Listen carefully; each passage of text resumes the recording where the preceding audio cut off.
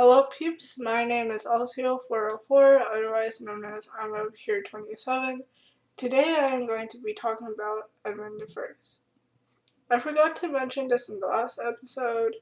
You can correct me in the comments below if the information is incorrect. I also figured out how to create chapters, and if you noticed, the last episode now has chapters. I will admit that it was actually pretty hard to research Edmund, because there is barely anything about him online. I was pretty hesitant to link the Wikipedia page, as sometimes Wiki can be wrong. You can say Edmund is underrated. Warning, this series is judging these people personally, not their reign. Edmund I was born in 926 AD. He is the half-brother of Sane, who is considered to be the first king of England. He had two wives, Alfgafu of Shaftesbury and Athelflaed of Damerham. Alfgafu gave him two sons, Edwig and Edgar, both of whom became king of England. Alfgafu died in 944 AD. Thus, Edmund married Athelflaed. It's unknown whether or not he had children with his second wife. Edmund's father, Edward the Elder, died when Edmund was just a toddler. Edmund participated in the Battle of Brunborough as a 16-year-old. Shortly after Athelstan's death, and once Edmund became king, England was under militaristic threat. King Olaf III Guthferthson conquered Northumbria and invaded the Midlands. Edmund encountered him in Leicestershire, editing Jessica here, and I realized that I said Leicester wrong. So, I said Leicestershire, but it's actually Leicester, so yeah. But Olaf escaped. Olaf eventually died in 942 AD. Edmund reconquered the Midlands. In 943 AD, Edmund became the godfather of King Olaf of York. In 944 AD, Edmund reconquered Northumbria, but his ally, Olaf of York, lost his throne and fled to Dublin. He became king of Dublin as Emlea Claran. He still allied himself with his godfather.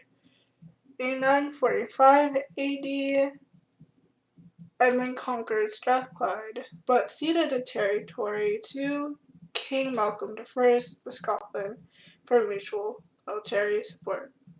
Thus he made peaceful relationships with the Scots.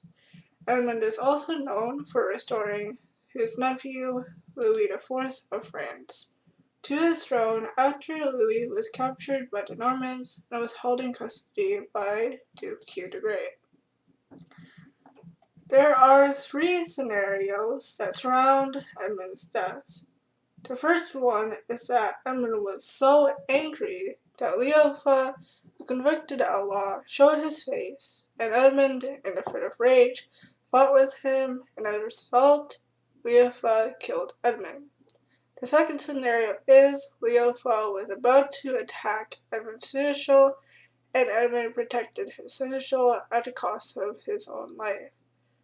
The third scenario is that Edmund was a victim of a political assassination. The third one is the most likely scenario.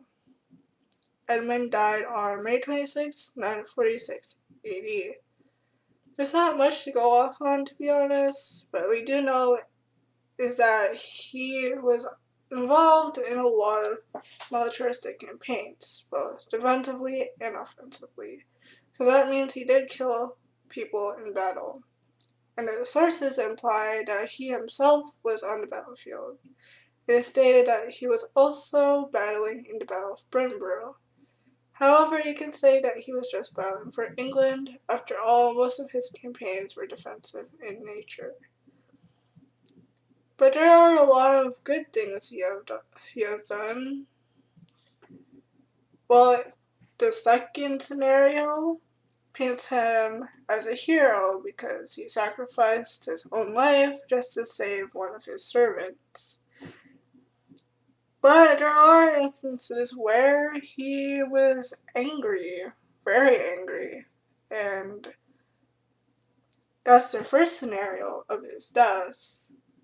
He was also very angry about his nephew being captured by the Normans and Duke Hugh the Great.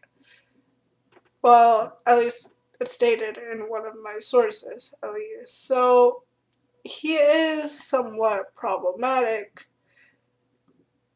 but he can also be not problematic, because he fought a lot of defensive battles and he was protecting his people through those wars. Thank you for watching, and in the next episode, we are going to be talking about Edmund's first wife, Alcufu of Shaftesbury.